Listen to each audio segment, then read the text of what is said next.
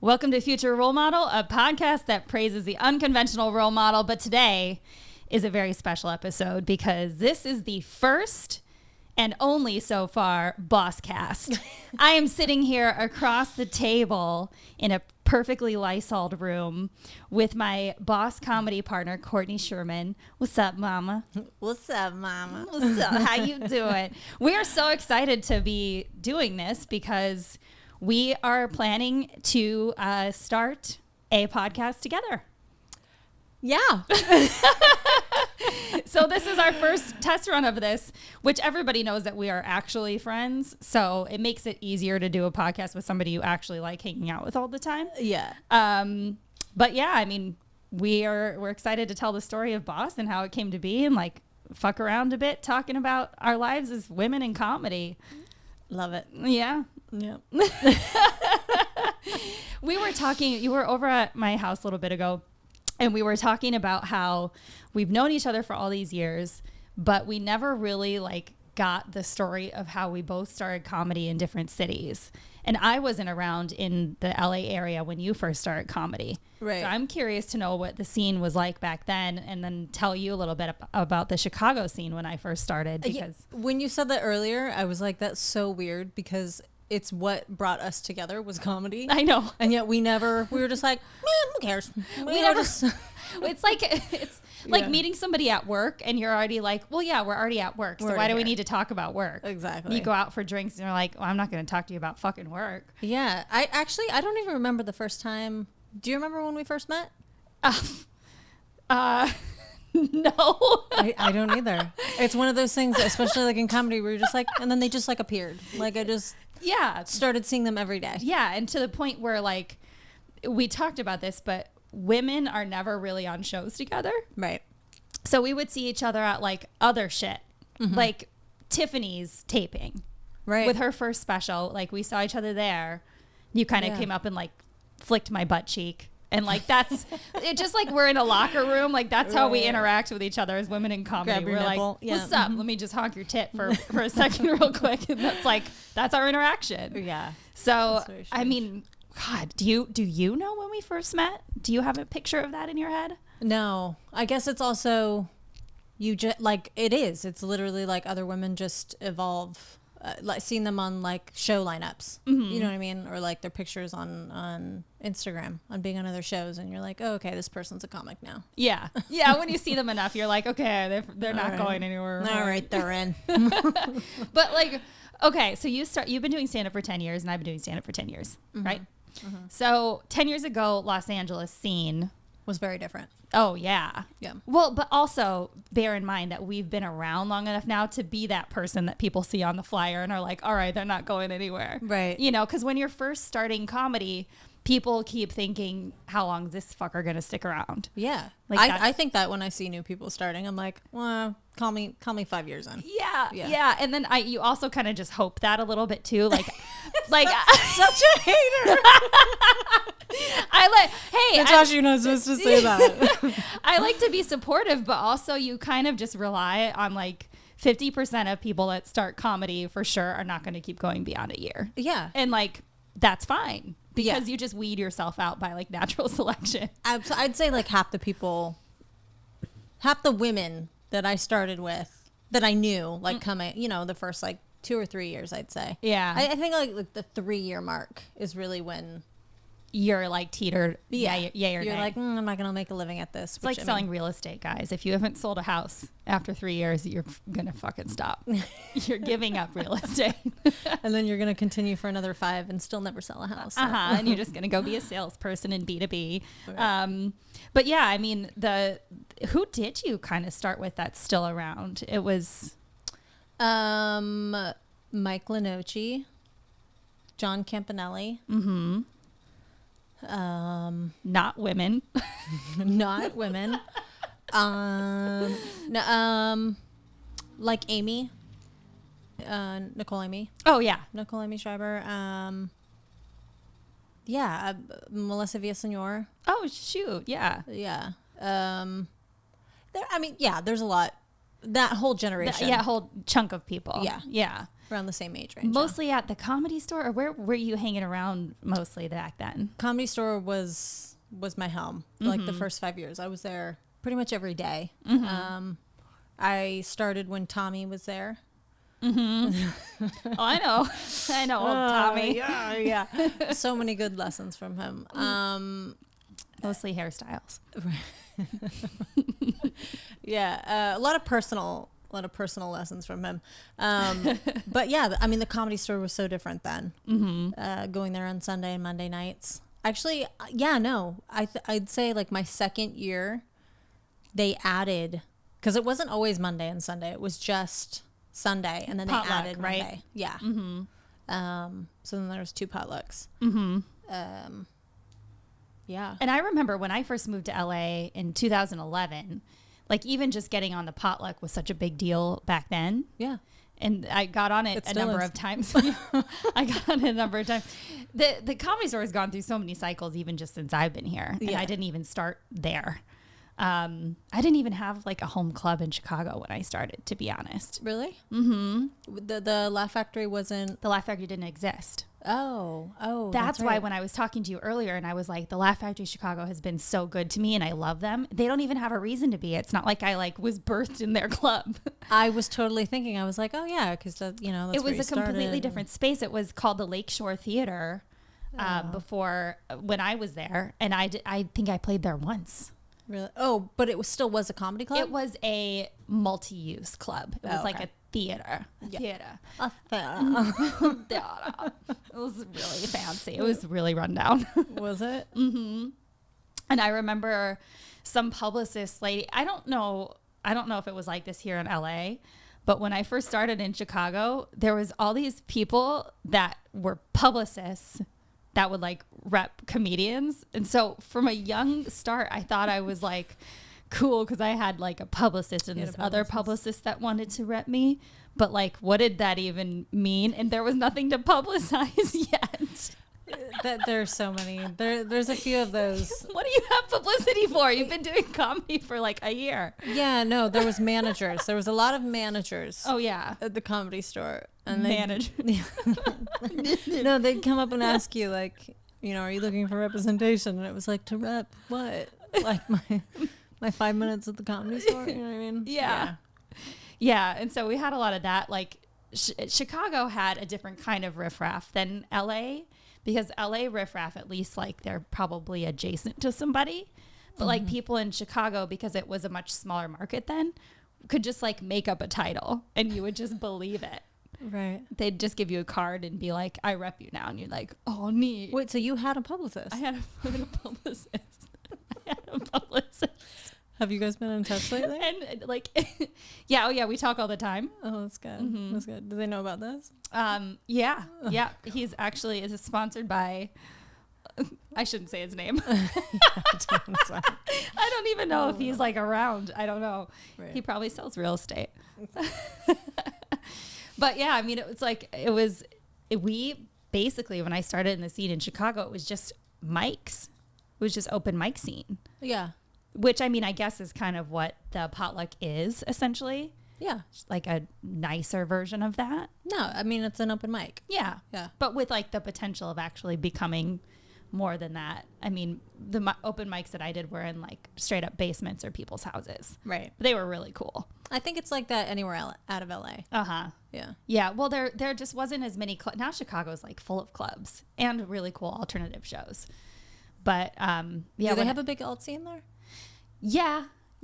I mean, alt scene is not like the Los Angeles alt scene where it's like a separate chunk of people that kind of stay out of the clubs. They kind of all do all the things, Like hanging out like that, like they're just like one of those machines that pushes coins to the end but doesn't push them off ever. But yeah, I mean, and we've talked about this a lot because the comedy scene is it's funny when people that aren't in it talk to you about it and assume how it actually functions. Right. And I'm excited to kind of expose some of that, not in like a negative way, not like no, in a very positive way. It's very positive information. We make so much money. per joke. We get paid per joke, per punchline when it hits. Right. And for each bomb, we just get verbally whipped. But there's a lot of misconceptions. There are a lot of misconceptions, even to this day, even being like in it for as long as we have. Like we were saying how people think we actually can make a living just on telling jokes. And then we just laughed about that. I'm in a new relationship, and I was telling you this today that for the first couple months, I just assumed that he knew that I was poor, and he was like, "Well, no, you're like a traveling comedian." And I'm like, "Yeah, that means I'm poor." It's And by poor, you mean by LA standards. Yeah, you do by fine. LA. I do fine, but I mean, it's there is But it looks like we're like uber wealthy. That's what it is. I mean, we're very social media. We have great clothes. Our clothes are amazing. We have great hair. Does my hair look okay right now? I feel like I should have worn it down. We stay at great hotels. Yeah. I feel like I was looking in a mirror when you made that face. I mean, we've had some. Okay. So there is a big misconception about what the life of a comedian is. Yeah. And I think a lot of that obviously has to do with social media. Like, you see people doing this fun job and then posting these really nice pictures of themselves, and you're like, fuck yeah, they're killing it. And that's not the case. Not always the case. It's not always the case. And actually, furthermore to that point, there's a lot of people who have been doing comedy for like, 5 months, and they're posting pictures of themselves. Social media. Get away. We'll get back to that. But posting pictures of themselves with a mic, and you're like, oh, they're a comedian now.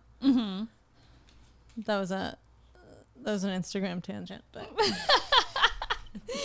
but we've had to be so creative. And I was telling you how this morning I had on last week's episode of the podcast this girl Claire Marie, who's a pro bass jumper, and she even said the same thing. That's a badass job. Yeah, and she thinks what we do is badass, and I was like, well, what you do is badass. And hers is more badass. Yeah, I mean it's like literally death and destruction at your fingertips. Yeah. But also her cool story behind it was that what she does is considered like brave and dangerous, but it's very calculated.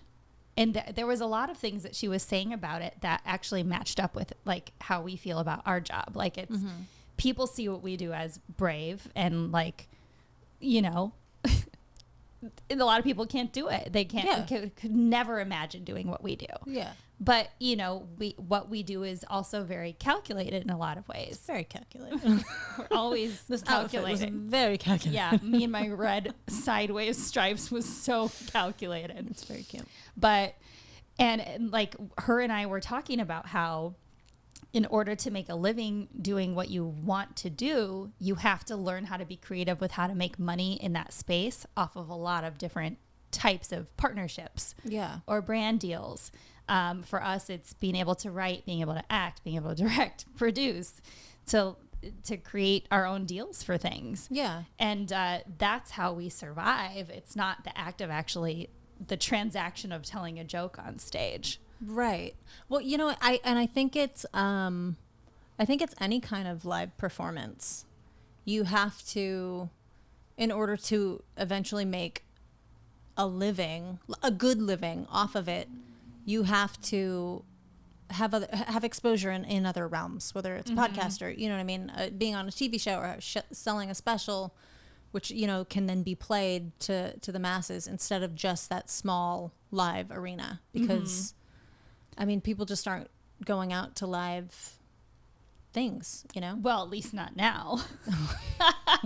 Especially not now. Yes, especially not now. But that's the thing is you need the TV credit, you need the Netflix special to sell out an arena that actually like will make you substantial money. Exactly. You know, and it'll be fun to talk about this with you because last year when me and Rachel were on our Europe tour, we talked about pretty candidly how tough it was to actually sell tickets overseas. Yeah. It's hard to sell tickets fucking period. Yeah. Like for anything, even if you have 100,000 followers on Instagram. Oh, yeah. Instagram is not the most loyal audience that you will ever come across. It's bullshit. Let's just be honest, it's bullshit. Yeah. It's like basically like having a Chase savings account. It's like 0.015% return. Actually, it's like perfect. That's a really good analogy. Well, shout out to Chase. Yeah. And also, I don't think a picture, well, I guess it's videos now, but a picture platform is a good gauge of selling tickets. Do you know what I mean? It's, no. There's so many people that I follow that I'm like, yeah, I'd love to look at a nice photo of them, but I don't want to hear them talk. Like, do you know what I mean? Actually, I'll like their pictures, but their videos, I'm like, fuck no, I'm not. There's like 2 people's videos I will watch. Yeah. Most people, even people that we love, I'm just like, no, I don't have time for this. Yeah. I'll give it a like though. Yeah. I'll act like I watched it. Yeah, I'll give it a shout. And then they'll be like, well, you saw it. And I'll be like, oh, fuck. Yeah. Yeah, I did. I saw it on Instagram. I just forgot. That's fucked up. I know. We're just a life of bullshitters over here. Yeah, pretty much. But it's, you know, the reason Boss was born is a fun, it's kind of fun how it came to be. And it also was because we wanted a space that was ours where we could like have women have control. Yeah. Not just women. I mean, just diversity, period, which has been a big thing for us since we started Boss.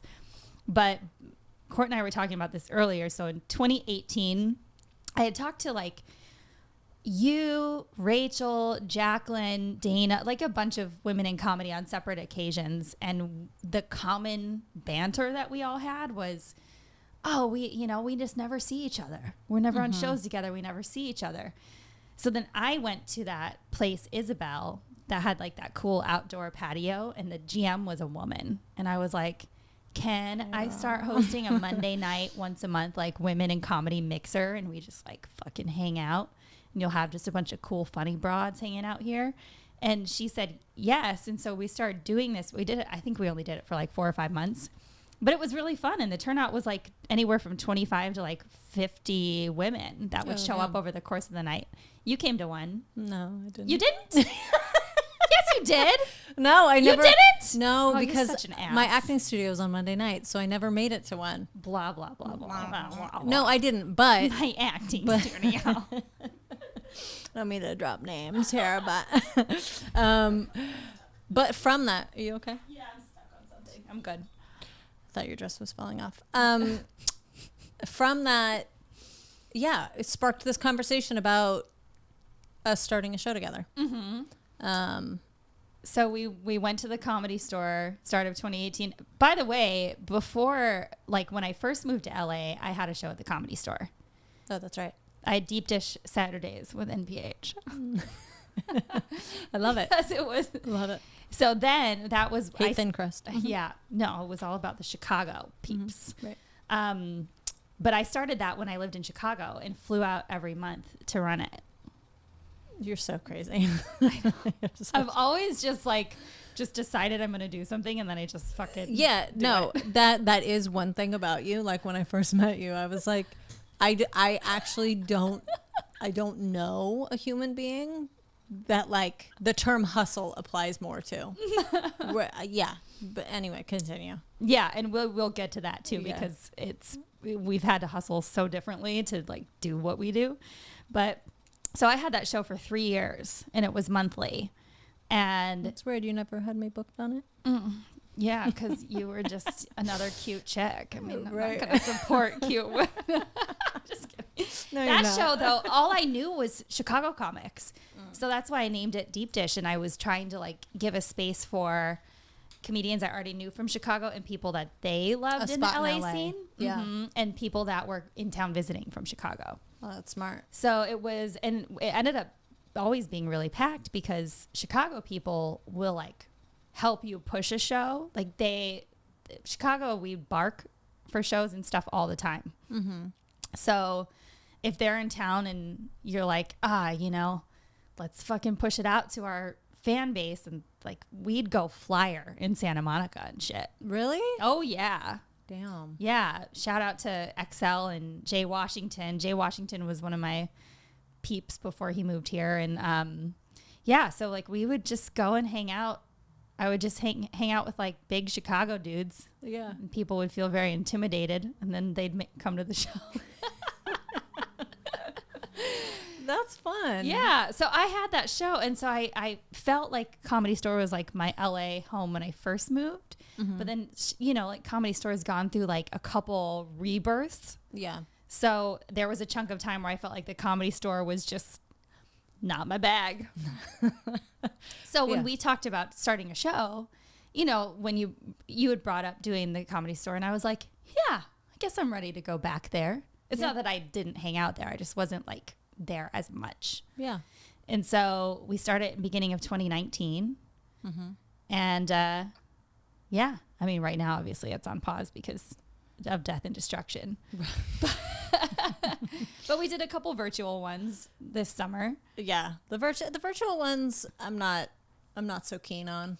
Ours weren't bad, but like it's different. It's different. And it's hard to still call it stand-up comedy. It's not a live experience. Yeah, it isn't. It's just a different kind of comedy. Yeah. It needs its own category. It is it's virtual comedy. Right. And like it's different being heckled by somebody who's making a sandwich in their underwear.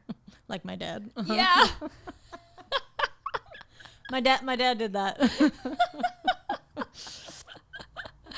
Or like, somebody who forgets to turn their Zoom off and they're like taking the video to the toilet. Like that. Yeah. Those things happen on Zoom videos. It's very weird. Yeah. So, but at the beginning of this year, we were starting to move. This might have been overambitious.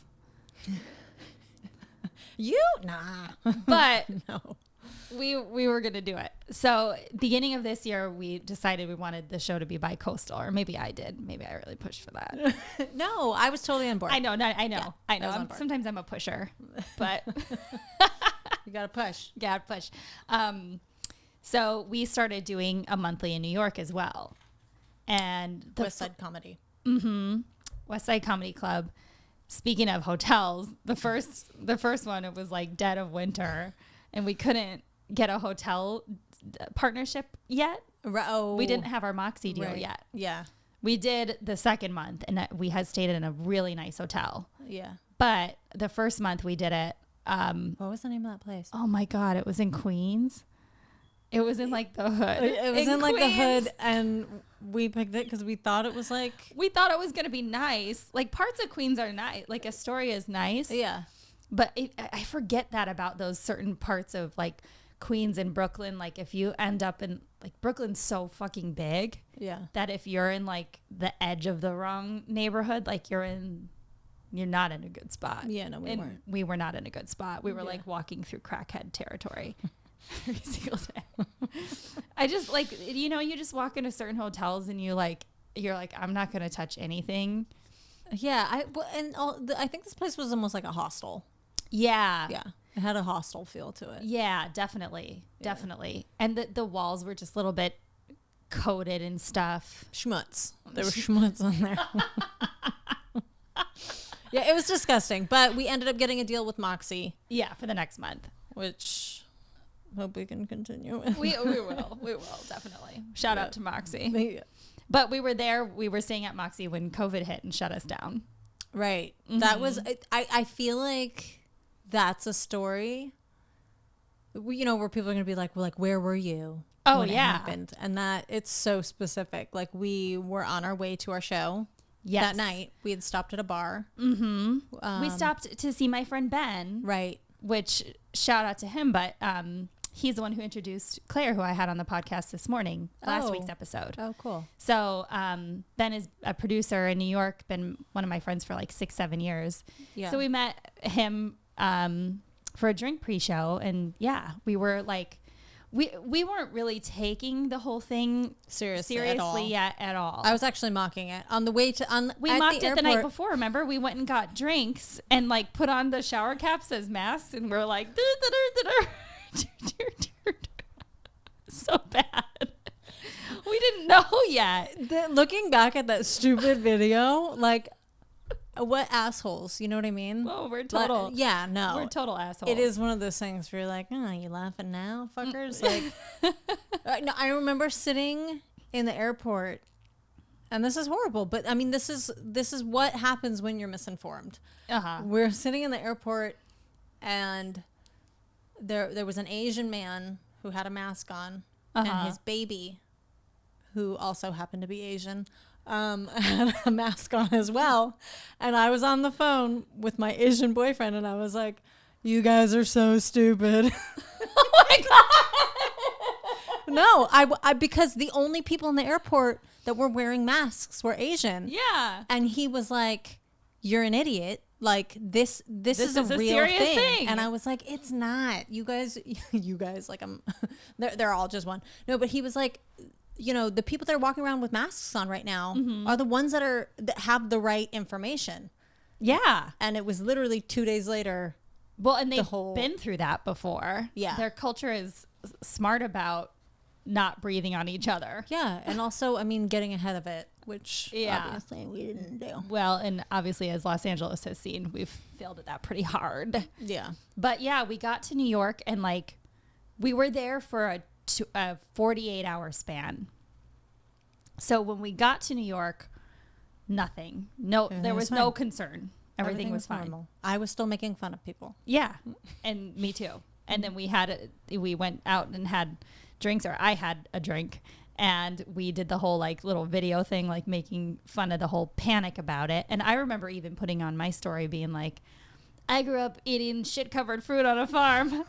What's everybody freaking out about? Maybe if you ate some dirty shit every once in a while, you'd be immune to stuff too. Like a fucking asshole. You know, earlier when we were talking about wiping your Instagram and your social media, take care of that one. Yeah, I know. Shit. And so and then the next day we were supposed to have our show. Yeah. And that's when things started trickling through. Your mom was scaring the shit out of us. That's what I was trying to think of, like what the point was where we were like, holy fuck. Because I remember like looking at you and we were like, what are we going to do? My mom was drunk, and she's 3 hours behind. She was calling, she was drunk really early. She was afternoon drunk. She was just casually afternoon drunk. She was calling and saying things like, you need to get out of there now. She was calling a lot, though. It wasn't just like one phone call, and she was like, you guys should really think about leaving. It was like, she was like, Courtney, she was like telling us a secret. She's like, get out of there now. I'm going to get you guys a hotel. Go to the airport right now. Yeah. She's like, you're not going to get out. And it's that, I mean, that's panic just set in. We were literally like, we don't want to be trapped here. Well, no, also they shut the street down. So the show got canceled, and the street that West Side Comedy Club was on, they closed the whole street down. Yeah, they had a couple cases. Right. So we had put on our story like, sorry, our show is canceled. There were cases near the club, and it was still so like faux pas at that point to say that, because people didn't know like if there was going to be a stigma behind where like cases were. So we had to remove that and then just tell people like show is canceled. Remember? I totally forgot. Yeah. Remember? And we were like, oh, now it's just going to look like our show is canceled because we suck. Because we only sold 2 tickets. We really want to make sure that they know it's because of COVID. But then that night, it was like, I referenced this a couple of times, but it was like shopping at Target, like when it's about to close. And you're like feeling like you have 10 more minutes, but then they just start shutting the lights out on you and like forcing you out. That's how New York felt. Yeah. Right? Yeah. Like it got really fucking eerie. Yeah. Wasn't it so we were like afraid that the hotel like wasn't going to let us out? Like they were going to like lock the doors and keep us in. Yeah. Yeah. Yeah. That's like some movie shit. Yeah. I mean, we didn't know because everyone was telling us all this different information, but mostly my mom, but mostly your mom. And then kind of my mom too. Because was your mom? A little bit. Like once you tell one mom what another mom is saying, then that mom just starts to like be a barf sponge of it. Just like she's just regurgitating whatever your mom said. And her mom said get now out. She's on Apple News and Googling shit and like it was that whole thing. But the whole point about starting Boss was to be actually getting back on track, Courtney. Right? I know. Was to actually just have a space that we could like be around each other, to be honest. We just wanted to be together. We just wanted to be booked on the same lineup for once. Yeah, at least once a month. That actually sounded like I was joking, but it's true. It's true. Yeah. And so going back to like starting in comedy and all these things, like for example, for people to understand what it's actually like to have to like navigate this career as a chick. I feel like I don't like to use that as a crutch because I don't like to be like, oh, I'm a woman and I've had it like extra hard. I never looked at it like that. It was just more like this is what I had to do. But when you actually take a step back from it, you're like, oh shit, we did have it pretty tough. Yeah, or you take a step back and you look at it and you're like, whoa, my journey in this career is a lot different than my 3 best friends who are men. Uh-huh. You know what I mean? Like when you really talk about like the dynamics about like people taking you out on the road or getting booked on shows or well, because they take their bros out, and I understand because when you're growing as a comic and you're dudes, like of course you want your buddies with. Yeah. And it's just easier and less drama to like take somebody of the same sex. Yeah. And I get that. It's not always like somebody's trying to like push you out of their circle or anything like that. 100%. And so I think it's almost just naturally what happens that there aren't that many women at the top. Mm-hmm. And then even to say that, the women that are at the top, they're like, I don't want an all woman show. Yeah. I was supposed to feature for, God, what was this? Was like 2 or 3 summers ago. I was supposed to feature for Nikki Glazer at a casino, but she ended up getting booked on Conan that night or something. So I ended up, it was Sam J instead. Mm-hmm. But I was supposed to do that weekend with another, I won't say who, but it was like an influencer. She doesn't really do stand up, but she is a big influencer following. And was she married to a rock star? Mm-mm. Oh, okay. Yeah, I know which one you're thinking of. I'll tell you after this, but you guys it was I wanted to work with her. I had the choice of doing that weekend or a different weekend at this club, and she turned me down because I was another woman and I'm a stand-up comedian. Right. And so she didn't want a woman opening for her that could potentially be stronger on stage. Yeah. And I understand that. So I ended up going to do the following weekend with a dude. But yeah, I mean, then that happens, women just generally like don't take other women, which is, I understand. Yeah. I don't give a fuck. Like I would totally do that. Yeah.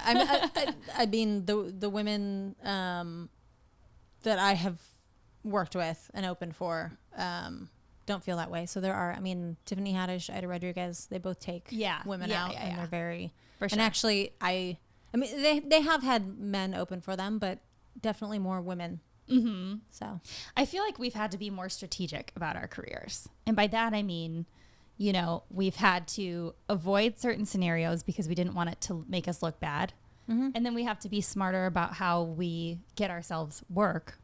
Yeah. Because it's not going to come from like the bro road shows. Yeah. It's a very weird fine line when you know that you're being offered, which every woman who's trying to be a comedian has experienced, when you know that you're being offered a position or a gig because you know that person wants to fuck you. Oh, yeah. And you know that. Do you take the job knowing that? or do you not take the job because of that? It's a very weird. And that's why we do fall into all these like stories of people landing in this gray area because, Yeah. I mean, you want to work at the end of the day. Yeah. So, and you kind of generally hope that when you're at a certain point or you've been in the game for a couple of years that you're going to just be respected. And that's not always the case. I'm trying to be so kind here. You are. You're going to be very kind. I'm like, fuck you. And you're like, Well, you know, it's one of those funny things. And it's not funny, haha, like more funny, uh-oh. Yeah. If you ever watch Animaniacs, you know the difference. Funny, uh-oh. But I don't even want to like praise that whole space. I'm like, if somebody's just a piece of shit, then they're a piece of shit. But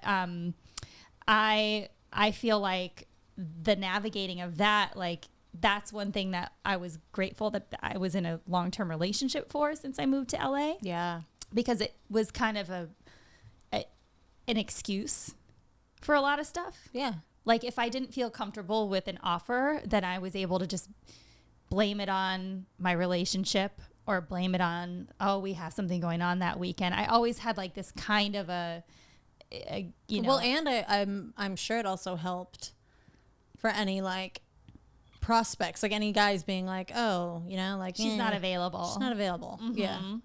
So, but that's what, and when I talk to people about this that don't know the comedy scene, they're kind of floored. But that's why I started doing my own tour, like working on my own tours and getting sponsors like 6 years ago. Because I was like, well, if I do it this way, then I don't have to put up with other people's shit. Yeah. Or I don't have to have anybody's balls in my face. Natasha, whose balls have been in your face?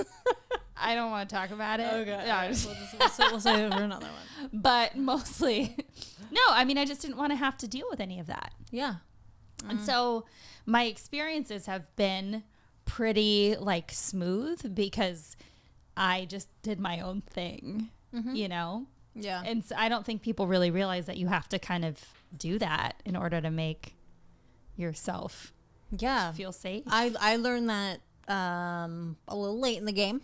I didn't, But you started in the LA scene, which is a different, it's not that it's different than Chicago. Chicago has more of like a salt of the earth kind of feel.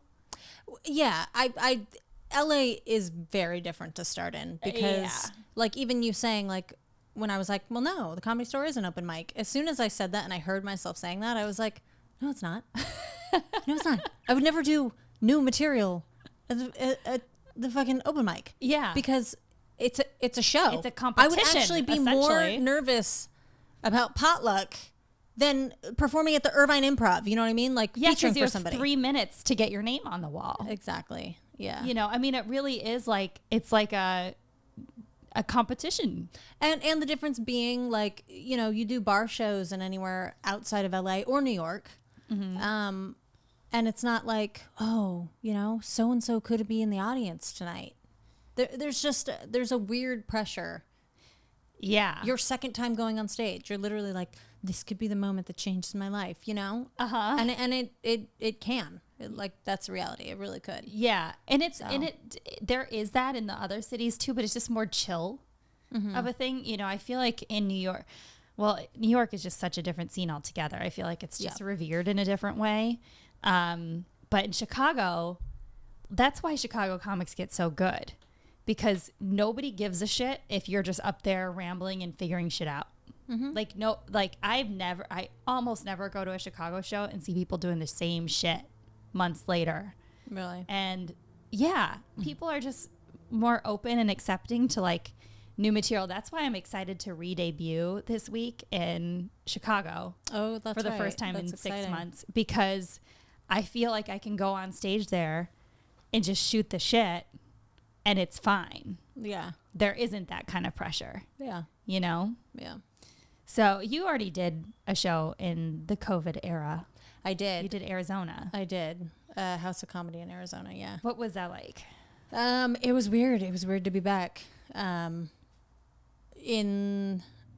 So I guess it had been 5 months. So I did it like a month ago. Mm-hmm. I went in like through the ups and downs of like, what the fuck am I doing? Why am I doing this? Of like our career. After I think. or while you were on stage? No, before. Were you just having an existential crisis on stage? What am I doing? Why am I here?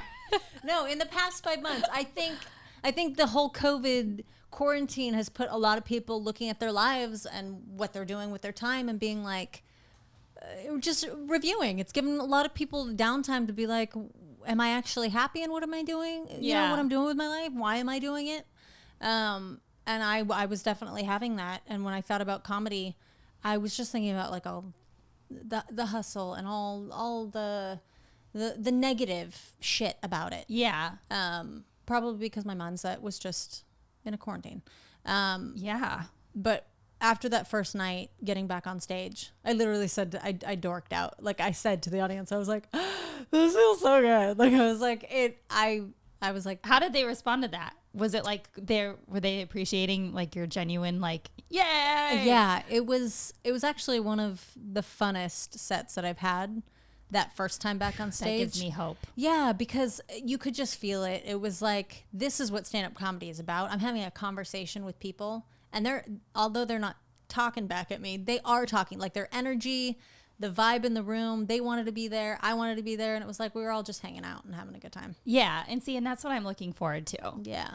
Because, you know, I said this a couple weeks ago, and I'll say it again, but I'm done working on myself. Oh, you're done? This is I'm it? Done. This is I'm not going to get any better. I'm just Stop not. it. No, I'm just kidding. No, I'm just Settle down, Stripes. I'm fucking great, you know? No, but I like after this 6-month chunk of time, I'm like, yo, man. You've done a lot of work on yourself. Yeah. Yeah. And you know what? I want to just go fuck off for a second. Yeah. I want to go be drunk in the streets, you know, like for like a day, Yeah. you know? So I'm going to do that on Tuesday. That's awesome. This will be airing the week after my debut. So I'll have to recap that in another episode. Got it. But yeah. You're going to have a great time. oh yeah. Yeah. I'm definitely excited. Also, like I said, because it's Chicago, it's like such, you know, it's just The vibe there. yeah, the vibe there is really cool. Yeah. Have you played Chicago? Yeah, I played a few times Schaumburg Improv. Oh, well, Schaumburg. Yeah, I guess not. We should do a Boss Chicago. We should. Well, that's what we're working towards. Let's talk about that a little bit, like what our goals are with Boss and what we want to do, because I feel like we've talked about this since like pretty much the start of quarantine, but like this was something that again, using Rachel as an example, but touring with her overseas and doing like a dual headlining situation and just having like, we're just going to go up and each do 45 and just have a blast. And then we'll like hang out afterwards. It was so fun. Yeah. It was so fun. And having the ability to be on the road with your like best friend, a girlfriend, a fucking talented comedian, like what we get to do with Boss. Yeah. That's what we're excited to do. Like That's what we're very excited I want to just go on tour with you. Like, how cool would that be? It would be because we've awesome. never, like we talked about, gotten to do that because unless we do it ourselves. Right. Because it's just not an opportunity. Yeah. The bros don't bring us. The bros don't bring The us. bros don't co-headline with us. Yeah, they don't. But yeah, getting Boss out there to, you know, to different venues outside of LA would be amazing. Yeah, and to maybe not do like once a month in LA and New York, but be able to just do like monthlies in different cities. Yeah. Would be cool.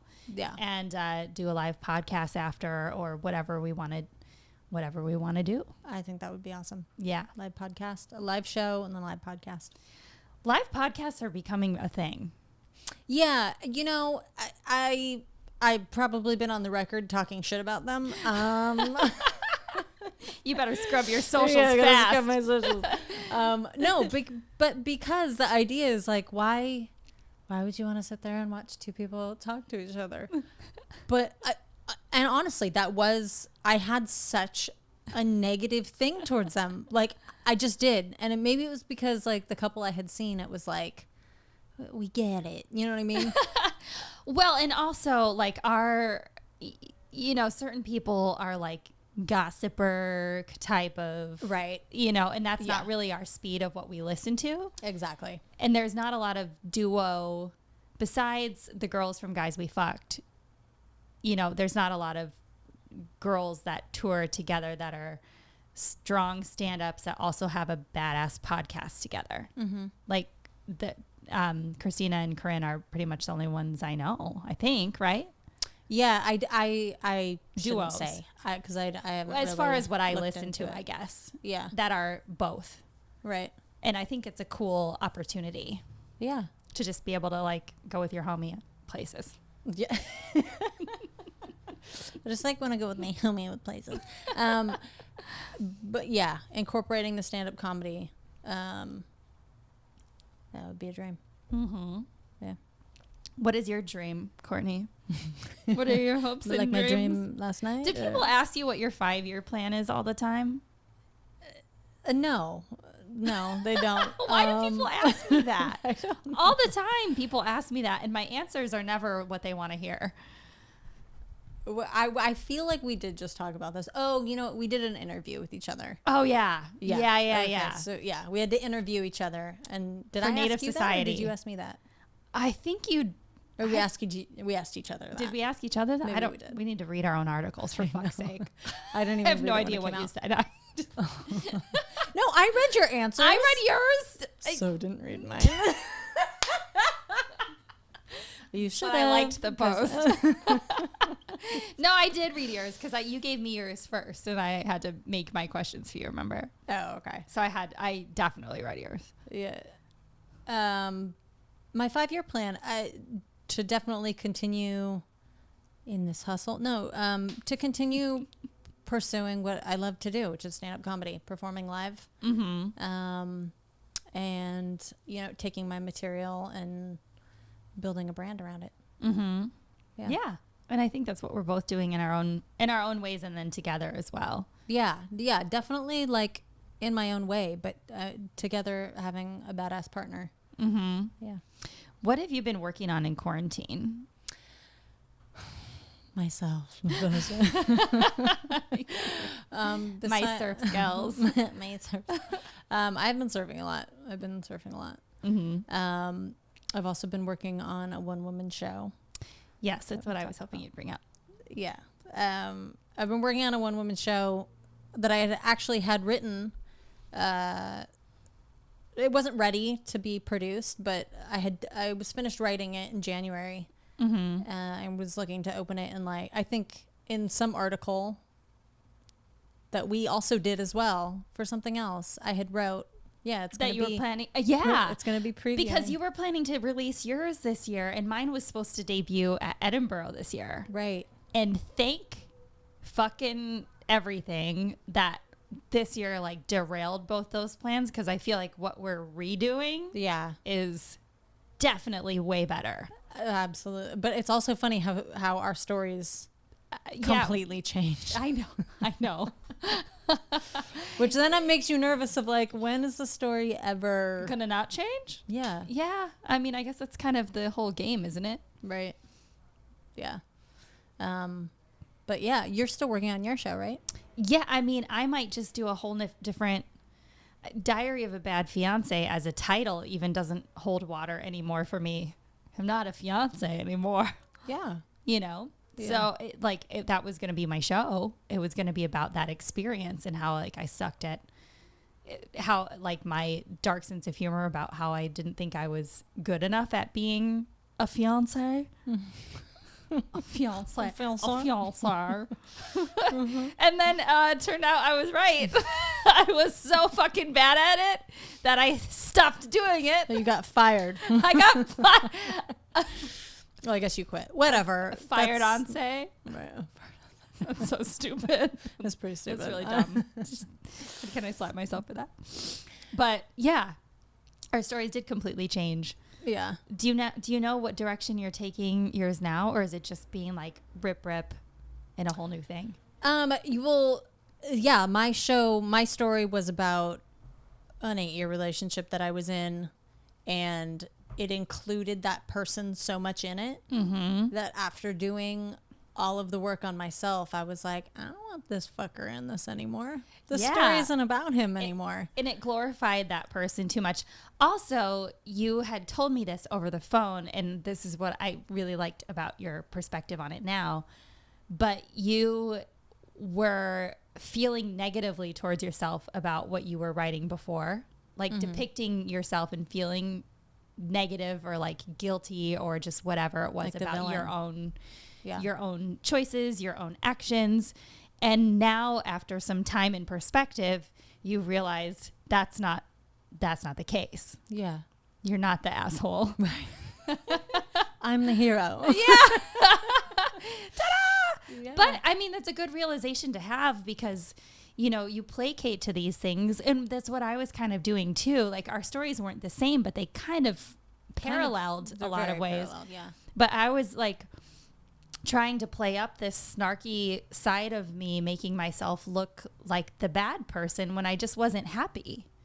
You know, and like that doesn't make me a bad person. Yeah. And my attitude, granted, it was like a character of myself, but you and I are both really, really ourselves on stage. Mm-hmm. So pretending to be a snarkier version of myself doesn't necessarily play proper because it's not really my mentality. Yeah. You know? Yeah, I totally agree with that. Right? Yeah. So, yeah, I mean, what are you kind of building it towards now, and how are you like making yourself the hero? I'm rewriting it in that it's okay. I'm still talking about how I saw myself, because I really did for those 8 years. I really did see myself as the villain of my own story. Mm-hmm. Which is, I mean, like from like a therapist standpoint, like that's almost by term what depression is, when somebody can't sympathize with their own actions. So yeah, so I made in every outcome of every story, I was the villain or it was my fault. I either caused it or I was the problem. It's like you're almost so kind that you were so shitty to yourself. Yeah. Well, I mean, and then what that is, it's a lack of love for yourself. So the rewriting the story of like telling, like but I think a lot of women have that experience. I think not just women, I think a lot of people have that experience of a lack of self-love from whatever it stems from. Childhood or even in adulthood. You could be totally in love with yourself and then you get yourself in a bad situation or, you know, involved with somebody and you just start seeing things differently. Yeah. Or your self-worth becomes so dependent on that person's view of you. Yeah. Because that's putting them before you. Yeah. Mm-hmm. Yeah. Which you should never do. You should never put somebody else first. Never. You should never. Never do that. So I'm rewriting it to not make it. Who gives a fuck who that person was or what happened? Nobody cares about that. They care about the evolution. You know. Yeah, and I know we had that conversation earlier, just because because things like cancel culture come up and all that stuff. But like people do evolve, and that's okay. Yeah, and we're allowed to do that. So like, it's cool to be able to look back on your work or something that you once said or something you once thought and be like, oh, fuck, man, that wasn't that long ago. But like, I definitely don't think that shit anymore. I've grown a lot. Yeah. Yeah. I did a lot of shitty things. And so the piece is really calling them out and being like, yeah, rightfully so. I thought I sucked because I did suck. But I'm cool now. But you do shitty things when you feel shitty about yourself. Yeah. So it's the piece is an evolution about that. Yeah, and oddly enough, I've been doing a lot of research on relationships because of my startup. Oh yeah, you know, and so I have to get a lot of statistics and stuff about relationships. Which, if you want to go down a wormhole, I say I don't want to know about those things. They're depressing. I know without you telling me the statistics are fucking depressing. Yeah. But continue. No, and that's what actually was really cool about talking with Claire this morning. And you should listen to the episode when it comes out next week because she has a really cool perspective on how she calls her boyfriend her partner. And she's like, because we're like partners and we just have an understanding about how we operate and we don't put these normal like confines and stipulations on our relationship. And the way she was talking about it was so just chill and breezy. I was like, this is neat. Yeah. Maybe we're working towards this space where everybody understands that like things can just be what they are. Yeah. I don't know. That is cool. Are they monogamous? I'm not sure. We didn't go there. Oh. We're mostly talking about stunts and shit. Okay. No, it really is. Whenever anybody's like, we're just like breezy about our relationship, I'm like, okay, so y'all fuck a bunch of people. I mean, because y'all be out there talking about. Yeah. What are the other? What else is chill and breezy? Yeah. Taking out the trash. You're like, man. What are you wearing? A bunch of muumuus? I don't know. Anyway. Yeah. So what now? Anything else you want to pop off about Boss? Well, I mean, did we really talk about the diversity? Not really. And maybe we do want to touch on that quick before we get out of here. Because it's now becoming a focal point. Like diversity will go in waves in Hollywood of becoming a focal point. Mm-hmm. I know this because my Uber driver years ago told me about this really cool woman. I totally thought you were joking no, right now. For real. Like, no, what? I talk to I'm like buddies with all my Uber drivers by the end of every ride. Of course. Uber had just come out, so it was like fresh. So every Uber driver was like definitely chatty. Mm-hmm. Because it was so different than cabs, you know. And I was going to go shoot something at my buddy's house, and so I had like a light set with me, so she knew that I was going to go shoot something. She's like, "Oh, are you you're an actress, you filmmaker?" And I was like, "Yeah, kind of all those things. We're shooting this like pilot thing today." And she's like, "Oh, I love that you're proactive and you're shooting something." She's like, "I've been in the industry for a long time, but you know." And I don't know how we got a conversation of diversity, but she was a black woman, and so she was talking about how she had been around in the 80s and there was this insurgence of diversity, you know, and like Fresh Prince and all that stuff came out. I guess it was late 80s, early 90s. Mm-hmm. And then Family Matters. Yeah. And then she said then there was a big dip again. And she told me about a couple of these like hills and valleys with the diversity thing. And she was like, what Hollywood doesn't get is diversity should just be across the board all the time, a depiction of society. Yeah. She's like, because what they would do is try to just like, oh, now we're only going to have a show of Asian people, and we're going to have one show of all black people, and we're going to have one show of all this people. And like, and then they would stop doing that, and then it would just be like whitewash again. Right. And so she was like, I just wish people would understand that you just need to write people a slice of life. Yeah. And she's like, write just people in that are everything all the time. And then we don't have those like chunks of, so that was a big thing when we started Boss, is that we wanted to make sure across the board, like we literally are like, how can we make sure a good depiction of our comedy scene and of like an audience is depicted in every show? Yeah. I mean, it feels, to be honest, at first it felt like a little forced to go through and be like, okay, well, like, are we covering all the bases? Like, you know, we need to have so many women, so many men, so many, you know, sexual preferences, so many this. I mean, we were trying. Yeah, we were trying. But then it actually, I think we even kind of stopped talking about it because it became organic. It became organic to just be like, we just want a slice of life show. Mm-hmm. We want to make sure that this is like a full body show where anybody who comes is going to have somebody where they feel like they're being represented. Yeah. Yeah. Yeah. And so that's a big thing. What we're saying, guys, is we support women. And we support everybody. No, it sounds hokey and especially right now. It does. It feels like, but we're not trying to be hokey about it. We just actually want to like, you know, and that's a big thing too, is when a lot of women are like, yeah, I support women, but they fucking don't. That irks me. And there's a lot of them out there. That irks me so much. Yeah. And they're like, yeah, I just really like to champion women. And you're like, no, you fucking don't. You're fucking lying. Let's say all their names right now. No, I'm just kidding. Yeah, it definitely has become an organic thing, and it's something that I'm really proud of. Mm-hmm. That naturally just came to, you know, it wasn't like, oh, we should put together a show. that's diverse, and that'll be like our selling point. And we don't promote it that way. We don't promote we're it not that like, way at all. come to this show. It's run by women. It's run by women, and we support everybody. Right. But yeah, I mean, but we just do it, and I think that's fun. And we have, give backs and stuff that we've been trying to like bring into the fold, and so what we're saying is we're good people. We're good people. Yeah. Just trying to make people laugh. Just trying to make people laugh. Just trying to make some dollars out there. Is there coyotes? Was that our call? That? They're like, wrap it up. Anyway, go ahead and plug your socials. My last name's a little funky. So my name's Courtney Scheuerman. Last name's Scheuerman. Or as that weird phone call you were getting on my deck earlier says, Scheuerman Courtney. This call is for Scheuerman Courtney. It was a prank call. I don't know why my phone still goes through.